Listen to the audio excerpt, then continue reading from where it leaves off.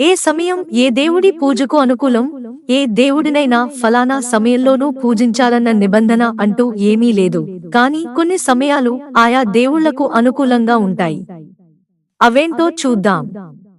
సూర్య భగవానుడిని అయితే ఉదయం 4:30 నుంచి 6 మధ్య పూజిస్తే మంచిదట. ఈ సమయంలో పూజ మరో ఇద్దరు దేవుళ్లకు కూడా చాలా ఇష్టమట. ఆ ఇద్దరు ఎవరంటే శ్రీరాముడు, శ్రీ వెంకటేశ్వర స్వామి. ఇక ఆ తరువాత సమయం మహాశివుడిది.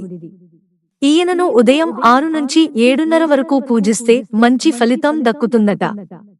ఇక ఆంజనేయ స్వామికి మధ్యాహ్నం పూజ ఇష్టమట. ఆంజనేయ స్వామిని మధ్యాహ్నం 12 సమయంలో పూజిస్తే ఆయన కరుణా కటాక్షాలు మనపై ఉంటాయట. ఇక రాహువునకు అయితే మధ్యాహ్నం 3 అనువైన సమయం. ఇక శివుడికి ఉదయమే కాదండోయ్, సాయంకాల వేళ కూడా మంచి తరుణమే. శివుడిని సాయంత్రం 6 అంటే సూర్యాస్తమయ సమయంలో పూజించుకుంటే చాలా మంచిదట.